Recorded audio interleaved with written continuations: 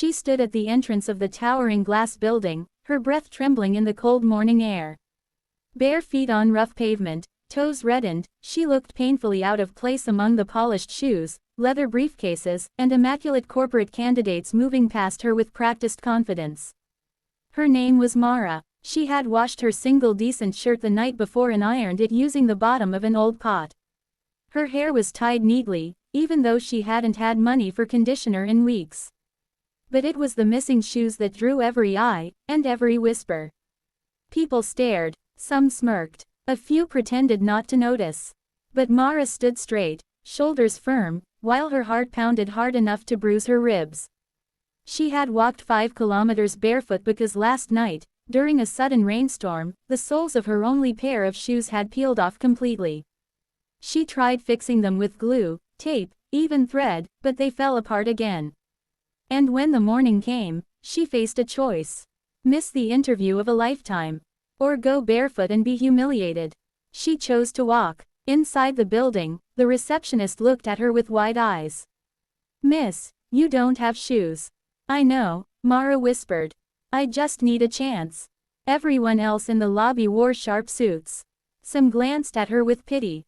Others exchanged mocking looks. Mara pretended not to see. She signed her name on the list, candidate number 26. The interview was for a junior analyst position at Sterling Innovations, one of the most competitive companies in the city. The CEO himself, Adrian Sterling, was rumored to be selecting the candidate personally. A billionaire, sharp-minded, cold, impossible to impress. Most people said Adrian never smiled. Mara waited, feeling the cold tiles press against her bare feet. Her hands trembled, but not from the cold. She could already feel shame crawling over her skin like a living thing. She kept replaying her mother's voice. "Education is your only weapon, Mara. Don't ever give up." Even after her mother's passing, those words stayed with her.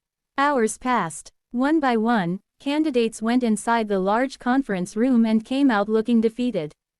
Some shook their heads. Some whispered, "He's impossible." A few stormed off angrily. And Mara, she waited quietly. When her name was finally called, every head turned again. Some eyes were cruel, some amused, but she walked inside anyway. The room was enormous, with a long glass table and a panoramic view of the city. A panel of 6 directors sat in a row, and at the center, Adrian Sterling, black suit, crisp white shirt, no tie, an expression carved from stone. His eyes lifted the moment Mara stepped in. His gaze dropped to her feet. Bare. A few directors exchanged confused looks. One leaned toward Adrian to whisper, but Adrian raised a hand, stopping him. "Sit," Adrian said, voice deep and neutral. Mara obeyed, folding her hands to stop them from trembling. A director cleared his throat. "Miss Mara Hale, 23, top of your university, economics major, scholarship student. But, you arrived, without shoes." There was a sharp edge in his tone. Mara inhaled slowly. "Yes, sir." "Why?" another director asked, almost irritated. This was the moment she dreaded. She raised her chin. "My shoes were damaged in the rain last night. I could not repair them. I didn't have money for new ones."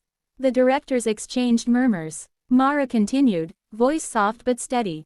"But I didn't want to miss the opportunity. So I walked." One director scoffed under his breath. "Unprofessional." Adrian's eyes flickered dangerously toward the man. Then he leaned forward, elbows on the table. "And why?" Adrian asked quietly. "Did you think it was still worth coming?" Mara met his gaze, not challenging, but honest. "Because this job could change my life. And I don't give up easily, even when I look like this." Her voice cracked, but she didn't look away. The room fell silent. Adrian's expression didn't change, but something in his eyes did, something sharp, assessing, almost burning. He tapped a finger once on the table. "Tell me," he said, "what would you do if you were leading a project and a major issue appeared last minute, something embarrassing, something that exposed a flaw?" Mara took a breath. "I would address it, immediately and honestly, fix what I can, work through the night if needed. But I wouldn't hide, and I wouldn't run." "And if people mocked you for it?" Adrian asked, voice low. She swallowed. Then I would work harder. Until I was strong enough that no one's laughter could shake me. An almost invisible shift passed over Adrian's features, something the directors noticed but didn't understand. He asked her 2 more questions, sharp, strategic, difficult, but she answered each one with clarity and courage. When the interview ended, a director motioned to dismiss her. But Adrian spoke first. "Miss Hale," he said, eyes still fixed on her, "wait outside. We'll call you shortly." Mara stood, bowed slightly, and left the room, trying to keep her heart from pounding out of her chest. Outside, the candidates smirked again. "She got eliminated instantly," one whispered. "Barefoot girl, no chance," another laughed. But Mara simply stood near the window, staring down at the street far below, wondering if she had ruined everything before even starting. Inside, the directors began their debate the moment the door closed. "Sir, she's inappropriate for a corporate image," one argued. "No shoes," another repeated as if that alone disqualified her. "Her background is unstable, she might bring emotional baggage. She doesn't fit the culture." Adrian's hand slammed lightly against the table. They all froze. "Enough." His voice was cold, sharper than glass. "You all interviewed the same 25 polished, rehearsed candidates I did. None impressed me." A director blinked. "But the girl, Mara Hale," Adrian interrupted, "is the only candidate who didn't break under pressure. She came despite humiliation, despite fear, despite judgment. She walked barefoot for 5 kilometers and still answered every question with clarity." Silence. Adrian leaned back. "That is resilience. That is grit, and that is the kind of person who survives in this company."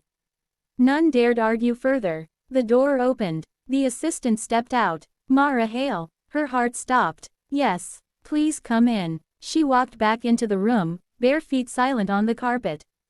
Her breathing was shaky. Adrian stood. Every director looked confused, but none spoke. Adrian extended a hand across the table. "Congratulations, Miss Hale," he said. "The position is yours." Mara's vision blurred. For a moment, she forgot how to breathe. I'm sorry, what?" she whispered. "You're hired," he repeated calmly. Her hand trembled as she took his. His grip was warm, steady, almost reassuring. "But, sir, why me?" Adrian looked at her for a long, unreadable moment. "Because you didn't try to hide your struggle," he said. "You faced it. That takes strength most people never learn." Mara felt tears gather in her eyes. "Thank you," she whispered. As she turned to leave the room, Adrian's voice stopped her again. "Miss Hale." She turned. "You won't be walking home barefoot," he said firmly. Her breath hitched. He nodded to his assistant. "Get her a pair of shoes. Proper ones." Mara blinked rapidly, fighting tears. "Sir, you don't have to. I insist." There was something unreadable in his eyes, admiration, curiosity, maybe more. When she finally stepped out of the building, wearing simple, comfortable shoes her size, she couldn't stop smiling. She didn't know that Adrian watched her from the top floor window. Nor that he murmured to himself, "She's unlike anyone I've ever met." Nor that this decision would change both of their lives forever. Love x Revenge, where fate chooses the unlikeliest hearts to collide.